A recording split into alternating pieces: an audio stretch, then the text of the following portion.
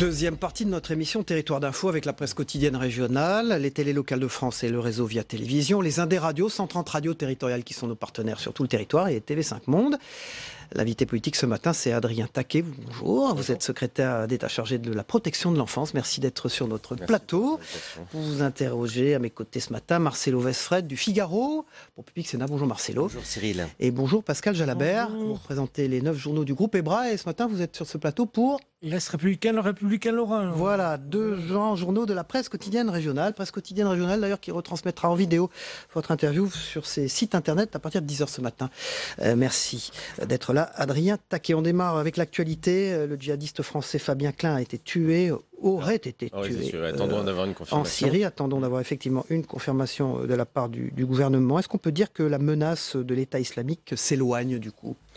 Écoutez, il semblerait que sur place, les positions de l'État islamique se réduisent de jour en jour et on ne peut que s'en réjouir. Moi, c'est la journée européenne des victimes aujourd'hui. Donc si je ne vais pas m'habituer sur le sort de ce Klein, je me regrette simplement avec les victimes et les associations de victimes et de leurs proches qu'un procès ne puisse pas avoir lieu.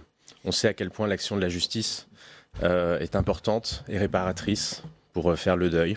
Et c'est peut-être cela que l'on peut regretter aujourd'hui. Marcelo Alors Westphal. justement, si la justice doit faire son travail, est-ce qu'il faut rapatrier les djihadistes français en Syrie? Et que faire des enfants abandonnés à leur sort à cause de la folie de leurs parents? Écoutez, aujourd'hui la situation est encore confuse sur place. On fera ce que nous avons toujours fait et ce que le président a rappelé, c'est-à-dire de prendre les situations au cas par cas. Sur les enfants, deux choses.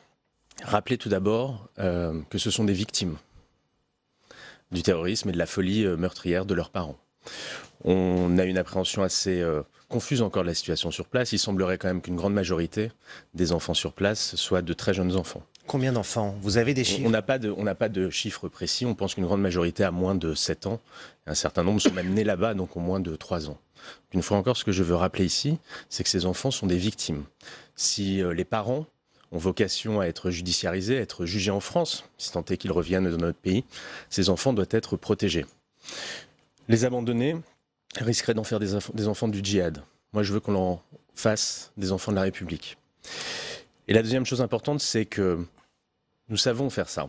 Par le passé, nous avons déjà, au fil de l'eau, au cas par cas, une fois encore, accueilli un certain nombre d'enfants en France. Ces enfants sont pris en charge dès leur arrivée sur le territoire, d'un point de vue administratif, d'un point de vue sanitaire aussi, parce que ces enfants sont dans la plupart du temps dans des situations sanitaires déplorables.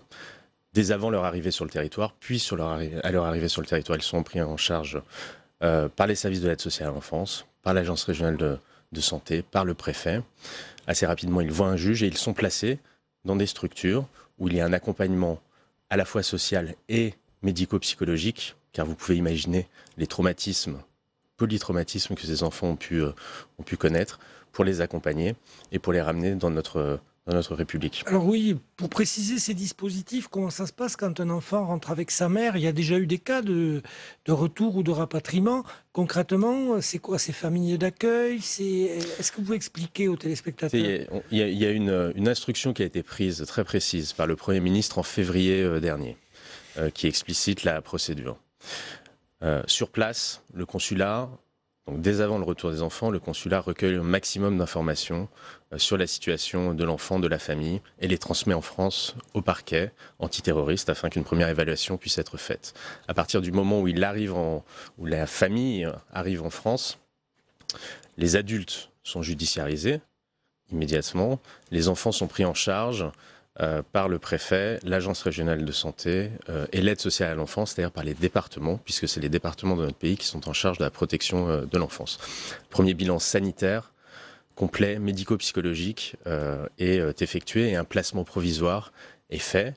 Une saisie du juge ensuite est opérée afin qu'un placement plus définitif, enfin en tout cas plus long, soit effectué en fonction de la situation. Vous savez, il y a des situations très très différentes. Vous avez des enfants qui a 14 ans qui est radicalisé. Vous avez des enfants qui arrivent orphelins totalement, des enfants qui arrivent simplement avec leur mère ou avec les deux parents. En fonction de cette situation-là, en fonction de leur situation familiale en France aussi, présence d'une famille élargie ou pas.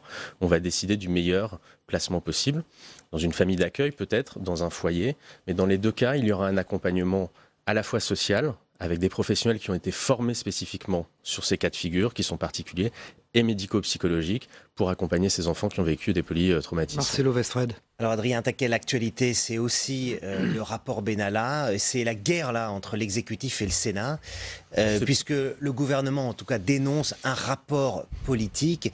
Est-ce que c'est pas pourtant la mission du Parlement que de contrôler l'action de l'exécutif et l'utilisation des deniers publics ? Je ne crois pas que ce soit la guerre, je crois que c'est d'abord une incompréhension et une grande déception. Vous avez raison, dans notre régime, le Parlement auquel j'appartenais il y a encore quelques semaines doit contrôler le gouvernement. Mais il ne s'agit pas de l'Élysée, en l'occurrence. La majorité à laquelle vous apparteniez. Vous avez dit le gouvernement. Le Parlement auquel j'appartenais. J'étais parlementaire il y a encore ça un mois. Donc le Parlement contrôle politiquement l'exécutif. Effectivement, c'est le sens des institutions.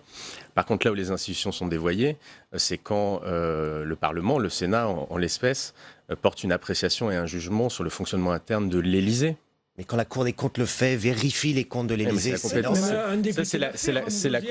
la compétence de la Cour des comptes, c'est pas celle du Sénat. Je pense que les sénateurs et leur président seraient les premiers à monter sur la table si l'exécutif commençait à apporter et l'Élysée commençait à apporter un jugement sur la façon dont le Sénat était organisé. Et je pense qu'ils auraient raison en l'espèce. Et puis moi, la deuxième chose qui me surprend un peu, mais c'est le cas depuis le début de cette commission d'enquête, c'est qu'une commission d'enquête, normalement, ne doit pas se saisir de sujets qui font l'objet d'enquêtes judiciaires. Or, on l'a vu, c'est le cas. Et moi, ce qui m'étonne, c'est un manque peut-être de cohérence du président de la commission d'enquête qui, il y a quelques semaines, s'est, sauf erreur, opposé à la création d'une commission d'enquête sur la pédophilie dans l'Église, justement parce qu'une enquête judiciaire avait cours. Alors, je m'étonne un peu des deux poids, deux mesures en l'espèce. Adrien Taquet, secrétaire d'État chargé de la protection de l'enfance. C'est notre invité politique dans Territoire d'Info ce matin. Adrien Taquet, le président a reçu hier les présidents de départements. Vous étiez présent à cette réunion, vous aussi.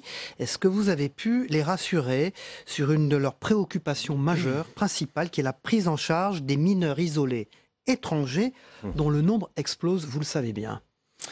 Alors c'est effectivement un des sujets qui a été évoqué hier avec les présidents des conseils départementaux. C'est un sujet très sensible, tous les sens du terme. Sensible parce que concerne l'humain tout d'abord. Rappelons ce que sont les mineurs non accompagnés, parce que peut-être que les auditeurs ne sont pas au fait. Effectivement, ce sont des jeunes qui sont lancés à 14 ans sur la route de l'exil, pays d'Afrique pour la plupart, et qui viennent dans notre pays dans lequel souvent par leurs parents d'ailleurs, eux-mêmes, qui les poussent. Ça peut être des cas de figure, effectivement, et qui se retrouvent en France sans aucune attache familiale. Effectivement, leur nombre a augmenté ces dernières années, et les départements, effectivement, doivent faire face à ce phénomène, car, je le rappelle ici, ce sont avant tout des enfants. Et nous avons une obligation, c'est une obligation internationale, mais c'est aussi une obligation nationale, de protéger. C'est le secrétaire d'État à la protection de l'enfance qui dit ça. Mais bien sûr, mais parce que c'est une règle de droit international, ce sont des enfants avant d'être... Les départements disent, d'accord, mais c'est très cher, il y en a 4 000, aidez-nous. Non, mais c'est bien de se rappeler les principes. Ce sont des enfants et nous leur devons une en l'occurrence, protection. il va être aidé, effectivement, Marcelo Westred a raison. Donc c'est un sujet sensible. C'est un sujet sensible parce qu'il est complexe aussi. Effectivement, le nombre a augmenté. Alors l'État a été à l'écoute de ce que nous ont dit les départements. Rappelons-le. Une discussion avec l'ADF, notamment ces dernières semaines. L'État a décidé d'augmenter les compensations. L'Association des départements de France. Le gouvernement a décidé d'augmenter sa participation financière en compensation justement de la prise en charge de ces mineurs. Au total, sans rentrer dans le détail, c'est plus de 175 millions d'euros que l'État va apporter aux départements pour les accompagner dans la phase d'évaluation de la minorité, de mise à l'abri, car on a une obligation de mettre ces jeunes à l'abri, puis de prise en charge dans le système de protection de l'enfance quand ils sont effectivement consacrés mineurs. Sachez-le, c'est effectivement 40 000 jeunes qui viennent en France se déclarant mineurs. Au final, c'est près de 20 000 qui le sont effectivement déclarés, qui donc rentrent dans le système de protection de l'enfance avec les autres jeunes de l'aide sociale à l'enfance. Et il n'y a pas à opposer les mineurs non accompagnés et les autres jeunes. Tous ces jeunes sont des jeunes que nous devons protéger avec notre système. Oui, Pascal Gelabert. autre sujet évoqué hier, c'est le plan de lutte contre la pauvreté par le Premier ministre. Là aussi, des familles avec enfants sont très concernées. Pouvez-vous nous expliquer ce contrat passé entre l'État et les départements ?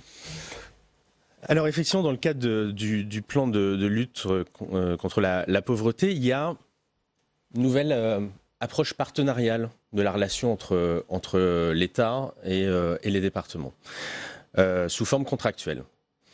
L'État et les départements sur un certain nombre de sujets, dont un qui concerne la protection de l'enfance, en l'occurrence la question des sorties sèches, c'est-à-dire qu'à 18 ans aujourd'hui, dans le système actuel, le jour de leur majorité, les jeunes sortent du système.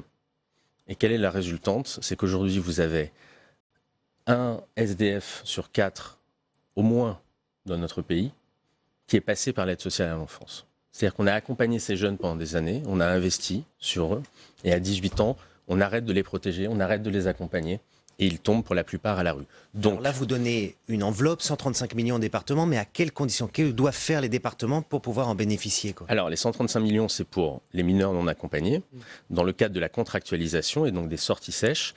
Les départements et l'État se mettent d'accord sur un certain nombre d'objectifs à atteindre, des référentiels, que les départements, qui ont été co-construits, hein, ce n'est pas l'État qui a imposé, c'était co-construit entre l'État, les départements et parfois les bénéficiaires.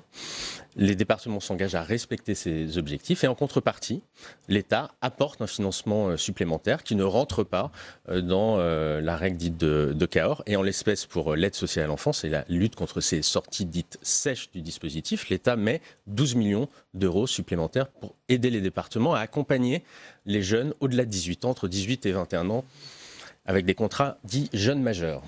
On le voyait tout à l'heure dans le journal, les images venues du Vatican, le pape François qui a convoqué une conférence vraiment inédite avec les évêques pour parler de pédophilie. C'est un tournant. Qu'est-ce que vous en attendez concrètement, vous qui êtes secrétaire d'État chargé de la protection de l'enfance?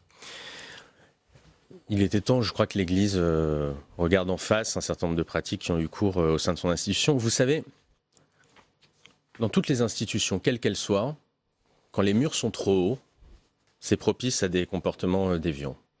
Donc moi, je suis favorable à ce que l'on ouvre les portes et les fenêtres et qu'on laisse passer la lumière.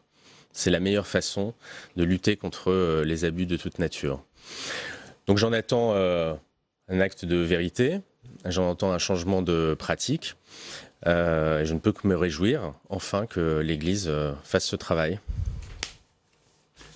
Pascal Gelabert. Oui, autre sujet de la semaine, le président au dîner des institutions juives a annoncé un plan pour réguler et pour surtout supprimer la haine sur les réseaux sociaux. Là encore, les enfants sont victimes de ce qu'on appelle le cyberharcèlement. Absolument. Et puis ils sont exposés à toutes les dérives de ces réseaux sociaux. Quelle est votre position là-dessus? Alors, ma position, elle va un peu au-delà de la question des réseaux sociaux et de l'exposition à la pornographie, qui sont deux vrais sujets. C'est le gouvernement précédent avait adopté un plan de lutte contre la violence faite aux enfants qui va arriver à terme, qui comprenait un certain nombre de choses intéressantes. Toutes n'ont pas été mises en œuvre. Je pense qu'il y a une vraie urgence à lutter contre la violence faite aux enfants. Ça concerne la violence dans le cercle familial. Sachez quand même qu'il y a aujourd'hui, tous les 5 jours, un enfant qui meurt sous les coups d'un membre de sa famille. Un enfant tous les 5 jours. Dans notre pays, il y a 20 000 agressions sexuelles sur enfants par an. C'est réparti sur le territoire. C'est assez réparti. Est-ce qu'il y a des zones Non, il n'y a pas de zone. On se rend compte que les familles sont souvent des familles assez jeunes et qu'il y a des corrélations entre violence conjugale et violence faite aux enfants. Voilà, donc il y a un certain nombre de caractéristiques, mais il n'y a pas de zone particulière. Mais donc il y a une urgence à lutter contre ce type de violence. Il y a la violence dans le cadre institutionnel. On parlait de l'Église tout à l'heure. Il y a un certain nombre d'institutions où je pense qu'on peut mettre en place un certain nombre de référentiels, de normes, de procédures pour éviter tout type de violence. Et puis il y a des violences aussi dans les loisirs. Il y a la violence à l'école, et Jean-Michel Blanquer est en train de travailler sur le sujet. Violence et puis, dans les loisirs, c'est quoi? Il y a, ce sont des cadres où des personnes sont en contact avec des enfants. Il faut s'assurer. Dans le sport, notamment Notamment dans le sport. Vous avez un fichier des agresseurs sexuels auquel a accès l'éducation nationale, un certain nombre d'administrations, quand ils effectuent des recrutements. Je veux réfléchir à voir dans quelle mesure on peut étendre l'accès à ce fichier pour s'assurer qu'aucune personne ayant été condamnée pour agression sexuelle puisse être en contact avec des enfants. Adrien Taquet, vous parliez à l'instant de l'éducation nationale. Il y a un amendement qui fait vraiment polémique, c'est la question de savoir si on va mettre parent 1 et parent 2 dans les formulaires administratifs. Vous, quel est votre avis? Vous êtes pour ou vous êtes farouchement contre? Moi, je n'étais pas favorable à cet amendement. Le ministre Jean-Michel Blanquer s'est également exprimé sur le sujet. Ça sera revu en seconde lecture. Moi, je suis plutôt favorable à formulaire qui disent père, mère ou père, mais pas nier totalement l'existence d'un père et d'une mère. Voilà. Adrien Taquet, secrétaire d'État, chargé de la protection de l'enfance. Vous avez été nommé, j'allais dire, dans un remaniement, sans remaniement, puisqu'en fait, vous êtes arrivé seul. Oui. C'est un peu une particularité. Pour vous, ça est arrivé assez peu dans la Ve République. D'ailleurs, pourquoi vous avez été nommé comme ça, en dehors du remaniement prévu? Et puis, c'est votre première grosse télé. Je voulais avoir votre impression de jeune ministre aussi. Alors pourquoi j'ai été nommé comme ça? Il faudrait demander à la personne qui m'a nommé. Je pense qu'il y avait une... Vous avez été surpris vous-même ou pas? Écoutez, depuis novembre, au moins, on savait qu'il y avait une nomination qui allait intervenir dans le champ de la protection de l'enfance, parce que c'est un sujet auquel la ministre Agnès Buzyn est particulièrement attachée, auquel le président de la République l'est tout en temps. Et on savait qu'il y avait un certain nombre d'urgences et une nomination qui allait venir, le temps que, vous savez, les décisions ne se prennent pas comme ça sur des coins de table. Votre impression alors de jeune nouveau ministre? Écoutez, moi je suis tout à ma tâche, c'est une grande intensité, plus intense encore que le travail parlementaire. Voilà, mais avec le sentiment de l'urgence sur ce genre de sujet. Une dernière question, parce que dans les prestations télévisées, on peut dire un peu tout. Votre collègue Marlène Schiappa, dans une interview, alors là c'était un média écrit pour le coup, est allé comparer idéologiquement la manif pour tous et l'islamisme radical. Vous l'auriez fait, qu'est-ce que vous en pensez? Très vite, c'est pas exactement ça. Elle a dit qu'il y avait sur un certain nombre de sujets des convergences idéologiques. Voilà. Donc, je pense que ces propos ont été... Il ne faut pas surinterpréter ces propos et je pense que quand on reprend l'intégralité, il n'y a pas de polémique à avoir. En tout cas, Adrien Taquet, merci d'avoir fait une de vos premières grosses interventions à la télévision chez nous. Merci Marcelo Westred et Pascal Jalabert. On passe au débrief de l'actualité dans un instant.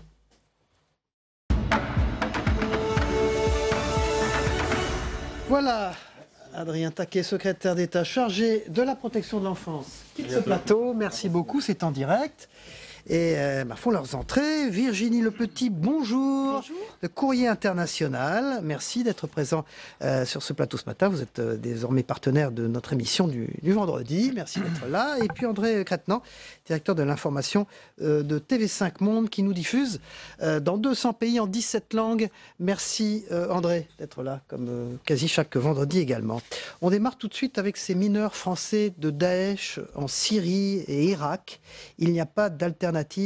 Nous devons les faire revenir. Je lisais ce titre dans Libé. Vous avez entendu donc le secrétaire d'État chargé de la protection de l'enfance. Oui. Il émet évidemment plusieurs options, parce que plusieurs cas de figure évidemment. Oui, bon, d'abord, c'est évidemment une situation extraordinairement complexe. C'est normal que le secrétaire d'État qui est chargé de la protection de l'enfance ait cette position-là concernant les enfants. Effectivement, mais comme il l'a dit, les situations sont complexes. Vous avez des enfants seuls, vous avez des enfants très jeunes, uniquement, vous avez des enfants qui sont nés là-bas, vous avez des enfants qui sont déjà des adolescents et qui ont déjà subi un certain entraînement ou une certaine influence idéologique. Donc c'est très complexe. Et puis vous avez aussi le fait que les Américains ont annoncé leur retrait de Syrie, qu'une bonne partie de ces djihadistes étrangers sont aux mains des forces que l'on dit arabo-kurdes, et que ceux-là sont en train de dire, si jamais nous n'avons plus les moyens de les garder, de les surveiller, nous pourrions les relâcher dans la nature. Donc il y a à la fois évidemment la question des enfants, mais aussi la question des adultes qui pourraient faire en sorte qu'un certain nombre de djihadistes se retrouvent un peu dans la nature, on ne sait pas très bien où. Évidemment, ça inquiète, notamment ici. Oui, ça inquiète. Cela dit, sur l'accueil des enfants, on ne part pas de zéro. Depuis 2016, il y a eu déjà plusieurs dizaines d'enfants qui sont revenus seuls, accompagnés. Il y a déjà des choses qui ont été mises en place. On a une idée du suivi, d'ailleurs, de cela Il y a eu des enquêtes, oui, de réaliser, des enquêtes journalistiques. Oui, on sait, et effectivement, c'est au cas par cas. La plupart du temps, ils sont séparés de leur mère, au moins au début. Après, quelquefois, des visites sont organisées, mais ça dépend effectivement de l'âge de l'enfant. Après, ça ajoute un nouveau traumatisme à des enfants. On parlait tout à l'heure de polytraumatisme. Voilà. Mais il n'y a effectivement aucune alternative. Hein. La Belgique, qui avait essayé de s'y soustraire, a été rappelée à l'ordre et on lui a dit non, vous allez accueillir les enfants qui reviennent. Par qui elle a été rappelée à l'ordre, rappelez-le? Je ne me le rappelle pas. Elle avait été rappelée à l'ordre, me semble-t-il. Je ne sais plus. Non. André Quatennens. Oui. Alors, deuxième thème d'actualité importante, c'est ce qui se passe entre l'exécutif et le Sénat. D'ailleurs, le secrétaire d'État a été interrogé à ce propos tout à l'heure. Édouard Philippe lui-même s'y est mis hier, sur le perron de Matignon, critiquant au fond le Sénat pour une commission d'enquête parlementaire qu'il juge au fond trop invasive, c'est ça? Oui, bon, c'est normal. Je pense que la commission a aussi désormais, depuis un certain nombre de mois, un aspect politique. C'est la séparation des pouvoirs qui est en jeu, entre le législatif, en revanche, sur l'exécutif. Oui, non, mais sur la justification, moi, je ne la comprends pas très bien. Je pense effectivement que le Parlement a un rôle de contrôle de l'exécutif, et je ne suis pas du tout étonné ou scandalisé parce que la Commission émet un certain nombre de conseils. Les ministres ne sont pas sur cette thématique ce matin, vous avez vu je comprends, parce qu'il y a une bagarre politique, bien sûr, il y a une certaine instrumentalisation aussi de ce rapport. Moi, je pense qu'effectivement, le Sénat a fait son travail et il est tout à fait dans son rôle de contrôle de l'exécutif. Je ne vois pas le souci. Dans un autre pays, j'allais dire, Virginie Le Petit, vous êtes à Courrier International, donc on a des exemples, évidemment. Je ne parle pas des États-Unis, mais d'autres pays. Allez. Oui, bien sûr, mais parce que le contre-pouvoir sert à ça. Et il y a toujours, quand on a deux chambres, le but, c'est de pouvoir contrôler l'exécutif, évidemment. Et ça heurte un petit peu la Ve République. Voilà, ça heurte ce pouvoir central, jupitérien, tout puissant, jupitérien. Et il ne faut pas oublier une chose aussi, c'est que comme on a une majorité, presque toujours une majorité présidentielle, on ne supporte pas que le Parlement puisse avoir un autre avis que le président. Et cela dit, ce que constate la presse étrangère, on est allé voir, ils suivent de près cette affaire, et notamment la presse européenne, c'est que ça met Emmanuel Macron en très mauvaise posture, que c'est un nouveau coup dur, et ils enregistrent, maintenant, les affaires Benalla. C'est-à-dire il y a un parallélisme de différentes affaires. On fait l'amalgame. Voilà, ça devient très compliqué pour le président. Un mot sur les abus sexuels au sein de l'Église. Alors, le pape a l'air de prendre la situation en main. On a vu ce sommet donc inédit qui a été organisé par le Vatican. C'est l'image de l'Église tout entière. Alors, Courrier International, ça vous devez le constater, j'imagine, qui est en jeu là. Évidemment, il y a alerte rouge. Il y a alerte rouge pour l'Église catholique. Ce qui est intéressant, c'est que ce n'est pas la seule Église actuellement qui est remise en cause pour des histoires d'abus sexuels. Les baptistes au Texas, aux États-Unis, sont également accusés par 2 journaux américains qui ont fait une large enquête. Donc c'est plus généralement les institutions qui ont un pouvoir sur des fidèles et pour lesquels ça passe par la foi. Donc oui, la parole des victimes se libère. Pour l'institution catholique, oui, c'est extrêmement difficile actuellement. C'est un enjeu très important pour le pape François qui souhaite qu'il y ait des mesures, qui souhaite qu'il y ait un changement d'attitude de l'ensemble de l'Église. Il est suivi par la curie dans cette affaire. Non, pas vraiment, justement. C'est pour ça que le sommet qui a lieu en ce moment-là pour quelques jours est assez crucial. Est-ce qu'effectivement il débouchera sur des mesures très concrètes ?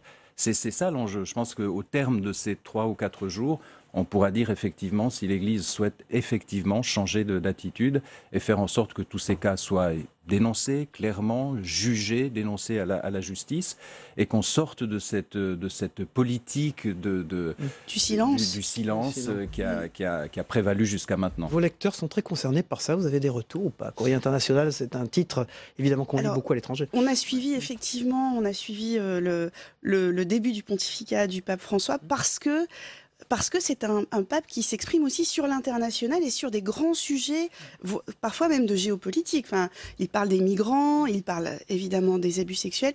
Donc oui, on a pas mal suivi ça et nos lecteurs suivent également.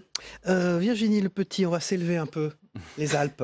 Oui, les C'est Alpes. à la une de cette édition spéciale, on peut dire, Oui, c'est de Courrier International. Alors, ce sont les Alpes vues par les autres, au fond. Exactement. Mais on partage déjà les Alpes avec d'autres pays. Bien sûr, on partage les Alpes avec d'autres pays, mais régulièrement... Elle est très belle, la fait, photo, on la voit pendant que vous parlez. Oui, on essaie de sortir un peu de la France vue de Paris et pour voir ce que la presse étrangère dit d'autres régions françaises. Et elle parle des Alpes et elle en parle sur divers aspects. Il y a effectivement le tourisme. Également, l'aspect environnemental, ils se sont beaucoup intéressés à la lutte contre la pollution de l'air à Grenoble. Et puis des aspects scientifiques, on va chercher dans l'histoire de la glace des Alpes, l'histoire de l'humanité. Ouais. Merci Virginie Le J'espère qu'on parle Petit. des Alpes suisses d'ailleurs. Voilà, alors j'allais vous dire, là, vous allez faire un malheureux, vous n'avez pas Non. dit un mot sur la Suisse. Et André Crétenant, directeur de l'information de TV5 Monde, notre mais- partenaire, est suisse. Nul ne l'ignore dans cette émission Voilà. de vendredi. Mais Merci c'est vrai qu'on André a souvent Crétenant. une image des Alpes un peu traditionnelle, historique et touristique. Et les Alpes, c'est aussi évidemment des pays et des lieux Bien qui sûr. investissent énormément Merci. dans l'intelligence artificielle, dans la science, etc. André Crétenant, directeur de l'information de TV5 Monde. Virginie Le Petit, vous reviendrez, Courrier International, partenaire de notre émission le vendredi, avec cette belle édition sur les Alpes qu'on a vue. On va regarder ensemble, si vous le voulez bien, le Zap Matin de Christophe Combarieux, ce qui s'est passé dans l'actualité hier soir, mais également chez les confrères, dans les autres matinales d'infos ce matin. Commission d'enquête du Sénat et le Sénat ont choisi de se livrer à une appréciation qui est, je crois, très politique. Je n'en suis pas surpris, mais comme j'ai un attachement très vif et très grand au principe de séparation des pouvoirs, j'en suis un peu déçu. Le Sénat a fait son boulot. Ce qu'elle n'a pas fait l'Assemblée nationale, dont vous avez la majorité, elle ne l'a pas fait. Bon, il y a eu un certain nombre de pressions de la part de Mme Belloubet, qui a soutenu M. Benalla. M. Macron a soutenu M. Benalla. Pas un mot. Édouard Philippe aujourd'hui, donc très bien, monte au créneau. Est-ce qu'il n'est pas curieux qu'une commission d'enquête parlementaire enquête sur les services de l'Élysée? Est-ce que cela est possible? Je réponds constitutionnellement, ce n'est pas possible. Dans la Déclaration des droits de l'homme, c'est l'article 15, la société a droit de demander compte à tout agent public de son administration. Et ça veut dire que ce droit des Français, nous l'exerçons parce que nous sommes leurs représentants. Cette Constitution donne des prérogatives aux commissions d'enquête parlementaire. Mon cher collègue, celle de l'Assemblée nationale ayant explosé en vol, heureusement qu'il y en a eu une autre, celle du Sénat. Vous vous êtes senti obligé d'en faire un peu trop, du coup. Qui a fait non. Dans les recommandations, c'est l'idée de dire à l'Élysée, au gouvernement, comment il doit organiser son cabinet.